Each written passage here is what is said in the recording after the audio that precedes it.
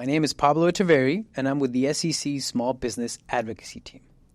I'm here today with Stacey Bowers, the director of our office, also known as my boss.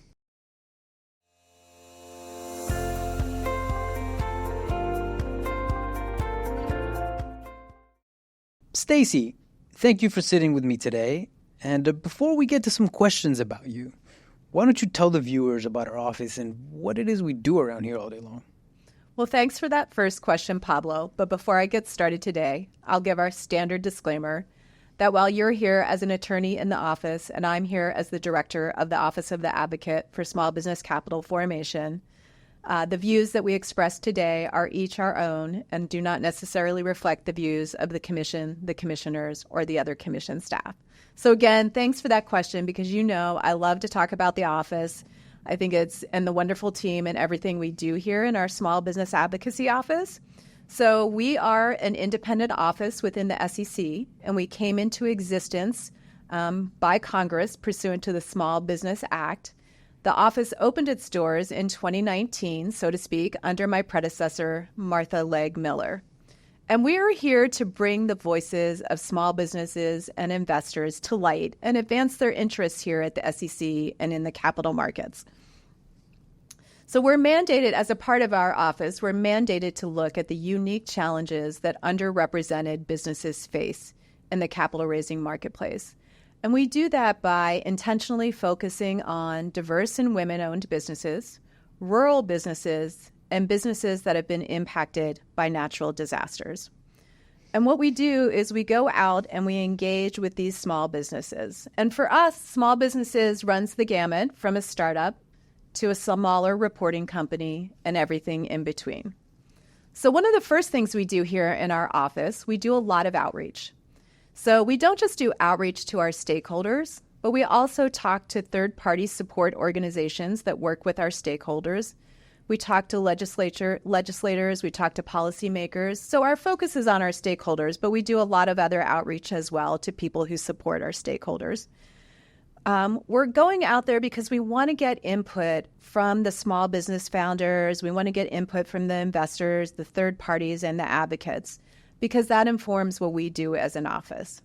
So in all honesty, I think this is true for everyone in the office. There's nothing we enjoy more than getting out there, talking about who we are, what we're doing for small businesses and investors, as well as touting our educational resources. So we do a lot of in-person and virtual events, and we go out and we talk about the state of small business capital raising, and then we introduce our resources and we help founders and investors on their capital raising journey. So we also, along with that type of outreach, we also host events. So earlier this year, we hosted an event with 3 entrepreneurial support organizations. And I think you had a chance to help with that and be a part of that. And that was really geared towards helping small businesses understand where incubators and accelerators fit into the mix and how those third-party support organizations can help them in their capital raising journey. And then this past April, we hosted the SEC Small Business Forum, and that's a forum where private and public come together to learn from each other and discuss the state of small business capital raising.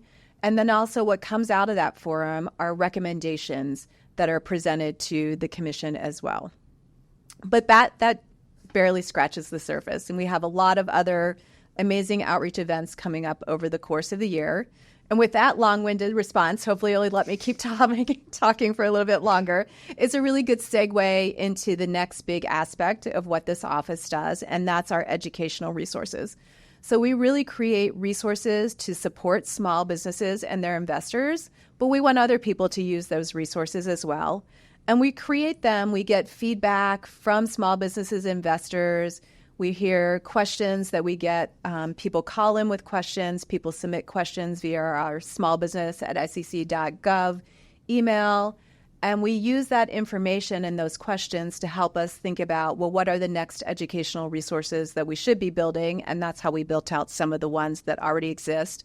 And those resources are really there to help people navigate complex securities laws. So while we all live and breathe this every day, most small businesses and investors don't do that. So having those resources that can help them navigate the securities laws is really critical and an important mission of what we do.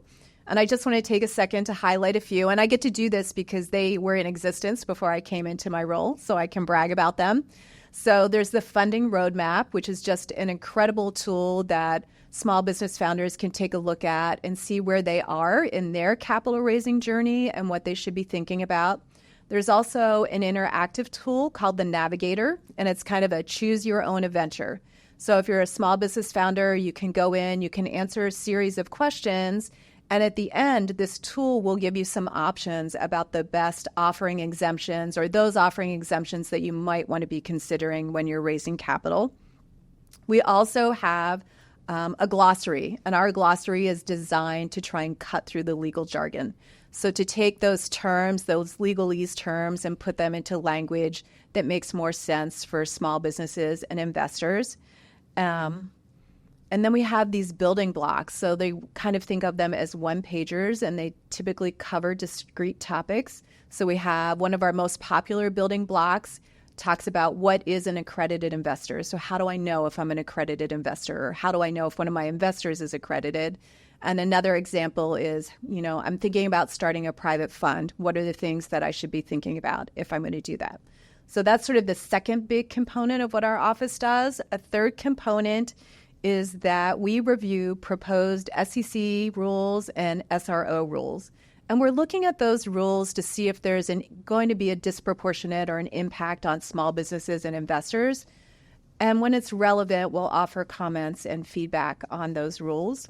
And then last but not least is our annual report. And this is just a phenomenal report that this office puts together every year that really talks about the state of capital formation.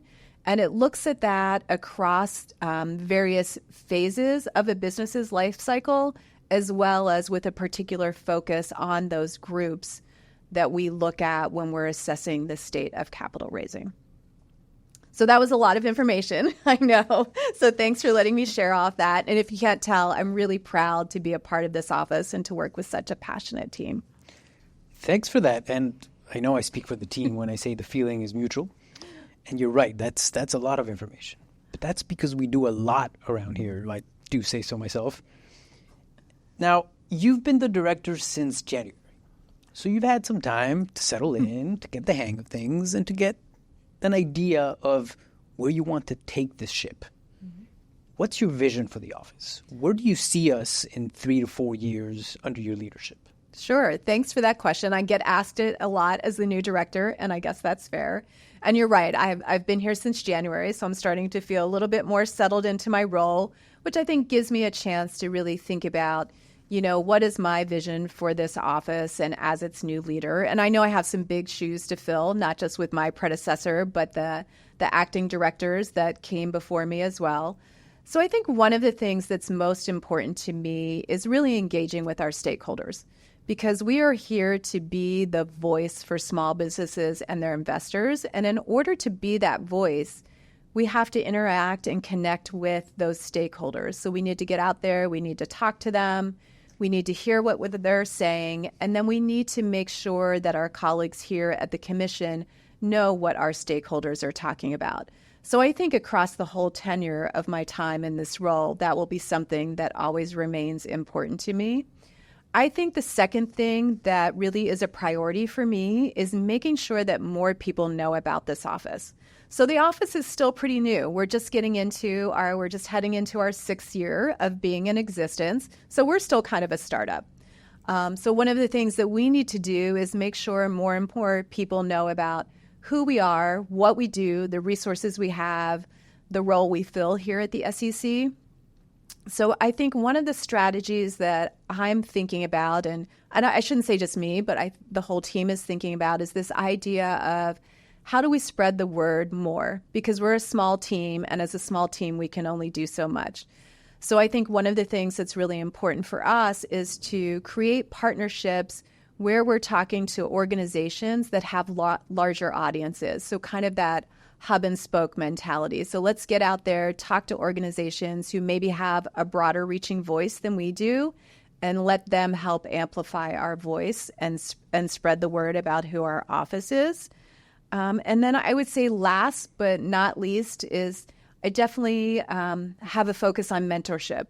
We hear time and time again from small business founders the importance of mentorship, of making connections with other entrepreneurs, and also just having access to resources to help them all along the way. So I think that's something that's also very important to me. Let's talk more about that last point.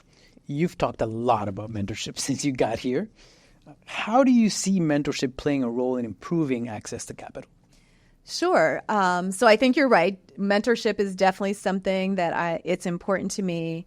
And I think one of the reasons it's so important to me is that we hear that small businesses are more successful when the founders have access to mentorship.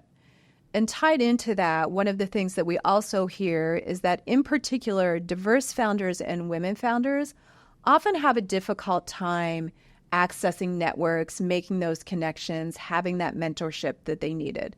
So I think all of that just highlights for me the critical nature of thinking about mentorship and how can we make that an essential aspect of what we do here. So I do think, and again, it goes back to what we hear is, to be successful, you need mentors. And so one of the things that, is a focus for me is really spending more time with entrepreneur organizations, because what we know is those incubators and accelerators, they can fill a really important role when it comes to mentorship. So they often work with startups. They're there when a company is just getting off the ground or thinking about raising their first capital, and they can be really strong mentors for startup businesses. And then I think the other group it's really important for us to talk to is a lot of investors. They're current entrepreneurs or they're former entrepreneurs, and they want to give back to their community. So I think talking to them and, just having those conversations about can they step in and fill some of that mentorship gap? We know in our conversations, lots of them are already doing that. And so in particular, you might see an angel investor who's a former entrepreneur, makes an investment, and can play that role of being a mentor for those new founders. So I think for me, this idea of mentorship is just, I think, again, it's about making sure people understand how important it is, and that, one of the ways to really ensure success with your small business, there's no guarantee, obviously, but to maybe ensure success is to try and find those mentorships. So helping our stakeholders think about ways that they can make those connections. Right. Yeah. Mentorship is really important. Okay. So that's a really nice overview of Stacey, the director. Let's talk about Stacey, the person, a little bit. You were a law professor before you showed up at the SEC, among a million other things. What do you miss the most about teaching? How do you feed that part of your soul in your current role? So, I definitely miss teaching.